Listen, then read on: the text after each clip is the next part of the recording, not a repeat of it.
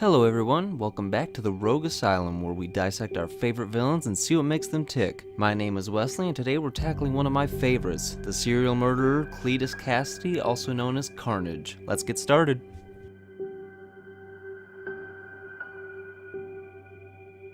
When it comes to Carnage's backstory, he's kind of a special case, considering he's basically two characters in one, that being Cassidy himself and the symbiote that he's connected to.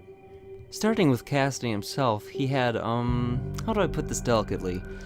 A challenging childhood, and by challenging I mean for everyone he came in contact with.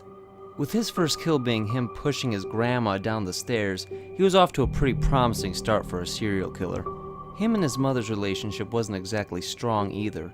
She was one of the only ones certain he was a monster, and that fact was made pretty clear when she walked in on him killing her dog with a power drill.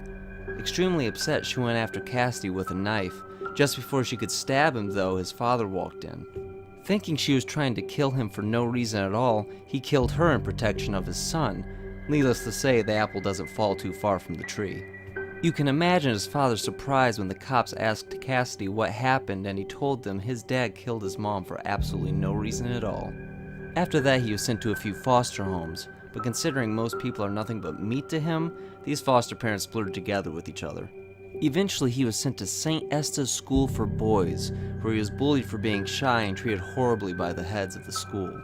When he actually met someone he cared for, he was pretty terribly turned down, and in retaliation, he did what any of us would do in his situation. Of course, I mean, he pushed her in front of a bus.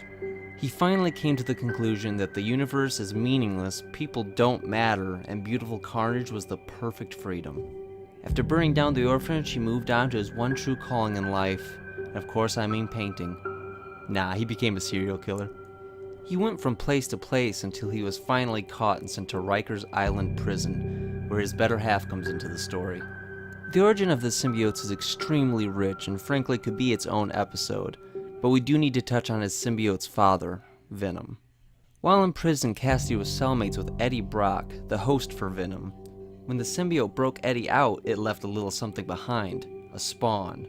Once a generation unknown to Eddie Brock, symbiotes asexually give birth, and with each rebirth, it doubles in strength. Cassidy finding the symbiote, it merged with him through a cut in his hand, and after going on a city-wide killing spree, he came to the conclusion he was the perfect embodiment of Carnage.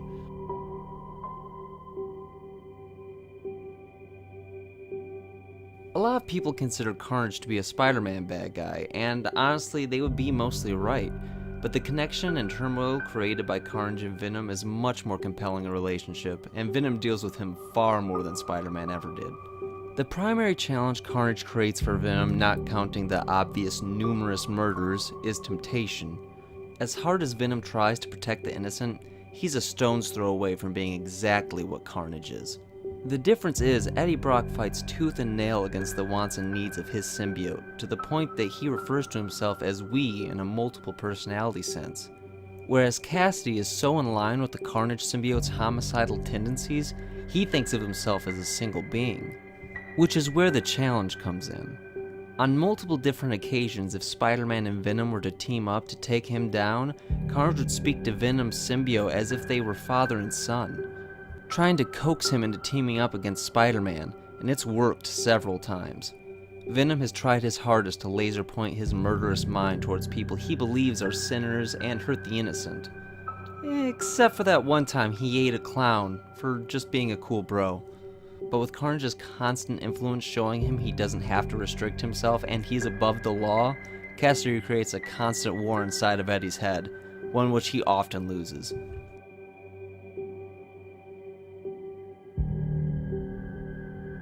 Well, since Carnage was based off the Joker, obviously, they do share some pretty extreme character traits, therefore showing some of the same mental issues, one being sociopathy, law-breaking, lying, zero empathy for anything, the usual villain stuff. But in some ways, Carnage's problems are amped to 11. He clearly suffers from schizophrenia, but in its most severe form, which is schizoaffective disorder. It shares a lot of the symptoms with schizophrenia, but is also combined with bipolarism. So on top of having manic mood swings, which is why he flies off the handle so easily, he also has a third level to his bipolarism, which is losing touch to reality, causing mild hallucinations. Another big one is obsessive compulsive disorder. Now, a lot of people, including myself for a time, thought this mainly had to do with the need for things to be clean, symmetrical, but in reality it's being plagued by certain thoughts, feelings, or fears that can only be relieved by almost religiously completing those tasks. And for Cassidy, that action is obviously killing.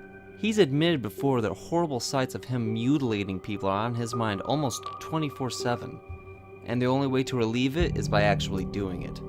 And finally, I see some autophobia. And no, it's not the fear of cars. Autophobia is the fear of abandonment, which usually the symptoms are extreme dependency on other people. But in Cassidy's case, it's the symbiote. He's gotten to the point of addiction, considering it makes the one thing he loves the most in this world that much easier to do.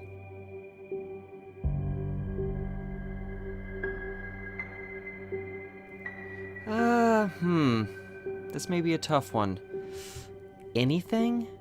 Considering he's a shapeshifter, he can turn his arms into pretty much anything his twisted mind can think up. But his personal favorite is shooting tendrils out of any part of his body that are razor sharp and can go through damn near anything they come in contact with, and can also be used for traversal purposes. My personal favorite, which is the Pendulum of Doom hand, and it's pretty self-explanatory. He can also create shields out of his arms for protection. But one of his most dangerous traits is his charisma. Considering he was charming enough to recruit an entire family of villains that treated him like the mildly abusive dad of the group, even though they absolutely hated his guts behind his back. And believe it or not, he has summoned tiny armies of himself to do the killing for him. You can't make stuff like that up.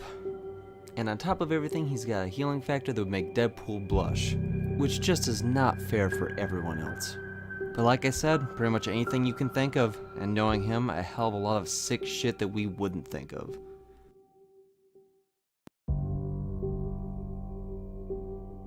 As Cassidy himself, he was bad enough, with a kill count before he ever got the symbiote that was so high that not even he could remember it. But as Carnage, he became almost a force of nature, that on a few occasions it took whole groups of heroes to stop. So for Carnage himself, I'll be giving him a 9. But for the symbiote alone, I'm giving it a 10. Considering it carries all the mental instabilities with it and can merge with some of the strongest characters in the Marvel Universe, one time that being Thanos himself, it's potentially one of the most dangerous beings in all of comics. And most villainous moment, if we don't count him killing the dog, because when a dog is involved, that usually trumps everything in my mind. But it may actually be his own thoughts. In a comic where they travel into Cassidy's mind, he has a special area where he does nothing but horribly kill and mutilate Spider-Man 24/7. And that is what I call commitment.